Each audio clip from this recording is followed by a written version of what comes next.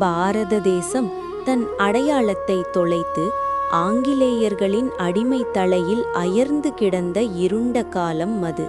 சிகாகோவில் நடக்கும் மாநாட்டுக்கு இந்து மதம் சார்பாக செல்ல யாரும் இல்லையாம். இதோடு இந்து மதம் அழியும் என்று செய்தி போட்டுக்கிறார்கள். இதை படித்த சென்னை இளைஞர்கள் வேதனை அடைந்தார்கள். சென்னை மெரீனா கடற்கரையில் நின்று அந்த துறவியின் உள்ளம் ஏழைகளைக் கண்டு பதைத்தது. ஆண்டவா, இன்னும் எத்தனை காலம் இந்த அடிமைத்தனம்? சிகாகோவுக்கு செல்ல அவர் முன் வந்தார். 10,000 ரூபாய் தருவதாக வாக்களித்த ராமநாதபுரம் மன்னர் பாஸ்கர சேதுபதி அரசியல் சூழலால் பின்வாங்கினார். அதிகார பலம் கைவிட்டபோது அன்பின் பலம் கை கொடுத்தது. அலசிங்க பெருமாளின் தலைமையில் தமிழ் இளைஞர்களின் படை வீதி வீதியாக இறங்கியது. பிச்சை எடுக்கிறீர்களா என்று உலகம் அவர்களை ஏளனம் செய்தது. ஆனால் அந்த இளைஞர்கள் அவமானங்களை அணிகலன்களாக சூடிக்கொண்டார்கள்.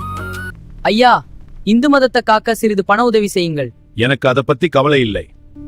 செல்வந்தர்கள் கதவை சாத்தினார்கள். ஏற்கனவே வறுமையில் வாடிய ஏழை மக்கள் தங்கள் வயிற்றை கிள்ளி அந்த பெட்டியில் காசுகளை போட்டார்கள். நான் இறந்தாலும் பரவாயில்லை, நமது மதம் அழியக்கூடாது. மக்கள் கொடுத்த அந்த சிறு காசுகளை சுவாமிஜி தொட்டபோது அவரது கண்கள் நன்றியால் குளமாகின. ஏழைகள் உயிரை கொடுத்து ரத்தம் சிந்தி உழைத்த பணம். அந்த சிறு தியாகங்கள் சுவாமிஜியை விஸ்வரூபம் எடுக்க வைத்தன. அம்மா அகிலாண்டேஸ்வரி, உனது திருவுளம் இதுதானா? நான் ஏழைகளுக்காக பிறந்தவன், ஏழைகளுக்காக வாழ்பவன் என்று கதறினார். குருதேவர் ஸ்ரீ ராமகிருஷ்ணர் கடல் அலைகளின் மீது நடந்து வந்து வா, என்னை தொடர் என்று ஆணையிட்டார். சாரதா தேவியின் ஆசி கடிதமாக வந்து சேர்ந்தது. இனி தயக்கமில்லை.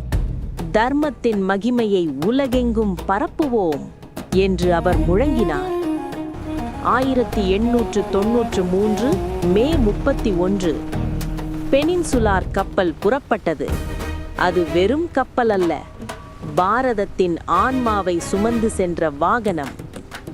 சென்னை இளைஞர்களின் வியர்வையும் ஏழைகளின் காசுகளும் ஒரு துறவியின் வைராக்கியமும் இணைந்து உலகையே மாற்ற புறப்பட்டது.